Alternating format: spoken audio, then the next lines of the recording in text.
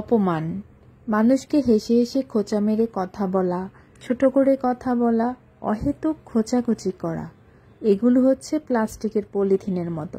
প্লাস্টিকের পলিথিন যেমন মাটির নিচে চাপা পড়লেও পচে না, ঠিক তেমনি যাকে হেসে হেসে আপনি অপমান করছেন, আপনি যাকে ছোট করে কথা বলছেন এবং অপমান করে কথা বলছেন, ঠিক আপনার এই কথাগুলো সারা জীবন তার কাছে থেকে যাবে। জন্য আমাদের সবার উচিত সম্পর্কগুলোকে সম্মান করে কথা বলা। আসসালামু আলাইকুম এভরিওয়ান, সবাইকে নতুন একটি ব্লগ ভিডিওতে স্বাগতম। শীতকালীন শাক সবজি সবকিছু আমার খুব বেশি পছন্দের, তাই আজকে সব শাক সবজি বাসায় রান্না করা হবে। তার জন্য আজকে পালং শাক রান্না করব, তার সাথে হচ্ছে ডাঁটা দিয়ে চিংড়ি মাছের ঝোল আর হচ্ছে শুটকির তরকারি। কার কার এই ধরনের তরকারিগুলো খেতে ভালো লাগে সেটা কমেন্ট করে জানাবেন। তো রান্না শুরু করে দিচ্ছি। এই হচ্ছে ডাঁটা তরকারি ধুয়ে নিচ্ছি, সাথে পালং শাকগুলো ধুয়ে নিয়েছি।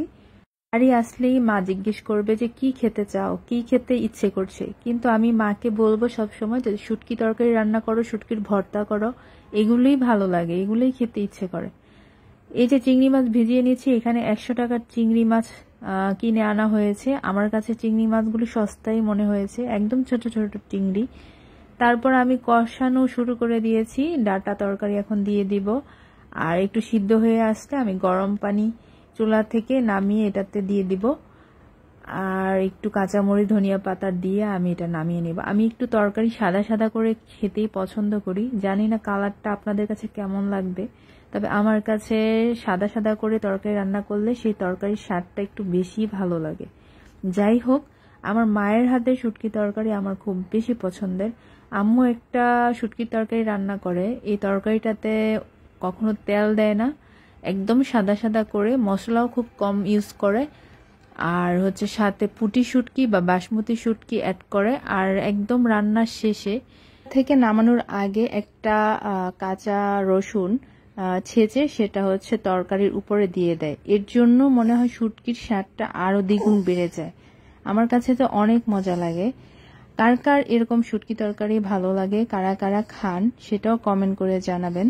ওকে চেনা যায় স্বামীর দারিদ্রতায়, ঠিক তেমনি স্বামীকেও চেনা যায় স্ত্রীর অসুস্থতায়। ভালো স্ত্রী হতে হলে স্বামীর ভালোবাসার প্রয়োজন, একজন ভালো রাঁধুনি হতে হলে স্বামীর প্রশংসার প্রয়োজন। ভিডিওটি যদি ইউটিউব চ্যানেল থেকে দেখে থাকেন তাহলে জাফনা ইনায়া চ্যানেলটি সাবস্ক্রাইব করবেন, আর আমার পেজ থেকে দেখে থাকলে অবশ্যই লাইক কমেন্ট শেয়ার করবেন।